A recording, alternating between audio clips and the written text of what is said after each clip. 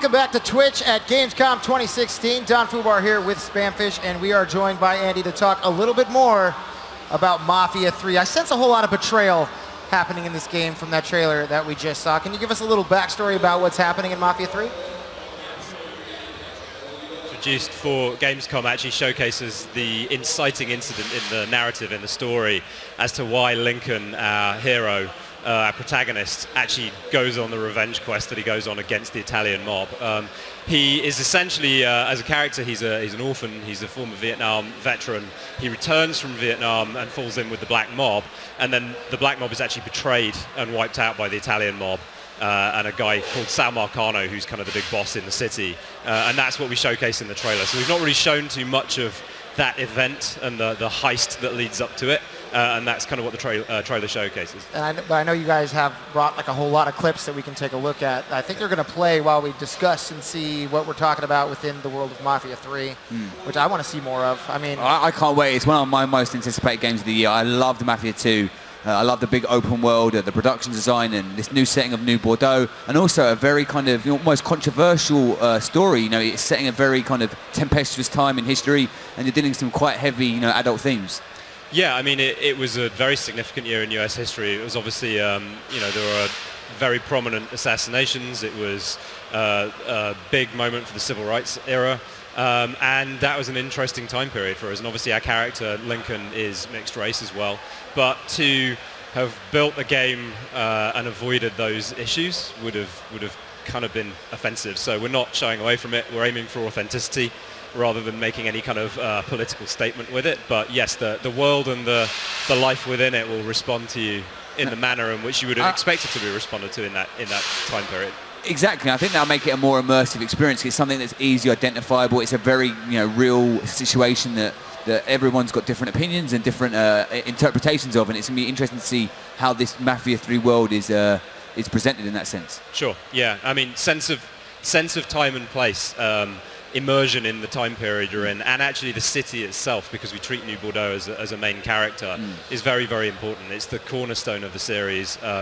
It's a pillar of this game too, as are all of the characters in the world and the performances and the narrative and things like that. And I feel like we've really got that right, and I'm really pleased with where we've ended up. Yeah, I think we can actually check out some video here now to see this world. And we were talking earlier before we started just how much you love the world of New Bordeaux, and you're actually kind of like almost sad to let it go because you can't actually go there and live there because it's such a living, breathing world you've created. Yeah, I'm going to miss it. I'm genuinely going to miss it. We've built a city which in my mind is now a real place, and it's kind of sad that I can't go on holiday there after we're done. But. Yeah. I don't know if you'd want to go on holiday to a place like this where all this bloodshed. Well, that was in the 60s. Like Lincoln took care of all of that. It's probably a lovely place Hopefully now. he takes care of it. Hopefully he takes care of it. We don't know well, yet. You have to play spoilers. The game. But, talk to me a little bit about this companion aspect that you have within the game, because I know you guys are going to be coming across some different people throughout the game that you could obviously join up with you. Yes. Or you could potentially piss them off and then just sort of disown you and try to come against you. Yes. So after the betrayal, which you see in the trailer, Lincoln's very much alone. He's lost his surrogate family. He's thirsty for revenge, but he doesn't have a network. He doesn't have his own criminal empire, and he's facing a very formidable opponent in the form of Marcano. So he actually goes and recruits these 3 underboss characters. And interestingly, they're people during the first act of the game that you've had some very negative interactions with. So it's very much bringing these people together in this uneasy alliance, and that's one of Lincoln's great strengths, is actually getting over all of that. So we've got 3 underboss characters: Cassandra, who's the leader of the Haitian gang; Burke, who's the kind of leader of the Irish gangs in the city and has his own reason for wanting to see Marcano gone; and then Vito Scaletta, who's actually the protagonist from Mafia 2, who in the intervening period between the 2 games has actually been exiled down to New Bordeaux and kind of cast aside by the Marcanos, so he wants his piece of the pie as well. And one of the things that's exciting for me is, we're talking about the story and the setting, but just playing in an open world environment like this. We're seeing now with the sunsets and just how detailed this world is, and you can almost explore it and not play the game and just live and breathe within New Bordeaux. Yeah, I mean, there's a lot going on. All of the back alleys in the city are very, very dense. We've put a lot of effort into making sure that it's not just a series of side quests, but actually all of these things that are going on in the back alleys, and in some cases, as you're seeing here, even underground in the kind of canal system underneath the city. All of those things actually kind of wrap up into the wider narrative, so you can kind of engage them in a variety of different ways in any order you choose. It's a very, very interesting structure to the game as well.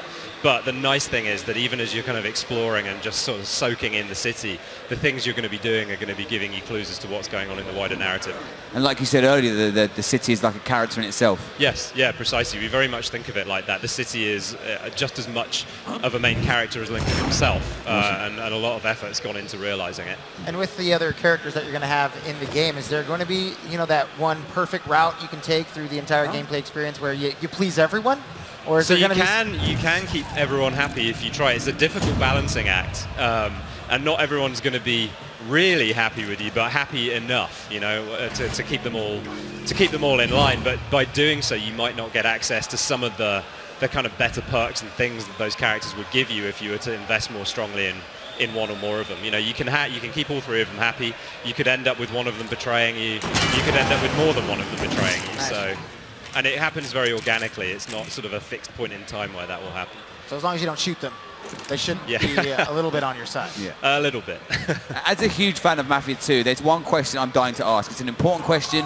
I think people who play Mafia 2 might have, asked me this. Are the Playboys back? Yes, they are. Actually, awesome. they're back with a bit extra because we've sort of tied them into the narrative a little bit too. You have a magazine viewer in the game where you can actually sort of scroll around and you can actually read the articles, because that era of reportage and editorial in Playboy as well is an interesting time too, because a lot of the stuff they wrote articles about and segments about was commenting on what was going on in the 60s, and so by reading the articles you actually do get a little bit of extra flavour to kind of what was going on in that time period. That's really exciting though, because obviously the Playboys were a famous feature of Mafia 2, people collecting them and people enjoy it, but you're actually making it a big part of the story component in that it's going to reflect the world and give it a more richness and a more broader tapestry. Yes, exactly, yeah, that's what we're hoping to do. So, super exciting. It's out in October, isn't it? October 7th. October 7th, PlayStation 4, Xbox One, PC. We're nearly there. We're very happy to be showing off, like a finished game pretty much as well. I'm so excited. I love Mafia 2. I played it through twice already. Right. I'm super hyped for Mafia 3. It's one of the top games I'm looking forward to this year. Great. And same for me. I can imagine. I can't wait. I can't wait to play it. I want to spend all my time in New Bordeaux. That's my new destination for vacation sensations. So that is Mafia 3. Thank you for coming in and bringing the game and showing everybody here at Gamescom on Twitch. Stay tuned. We've got more after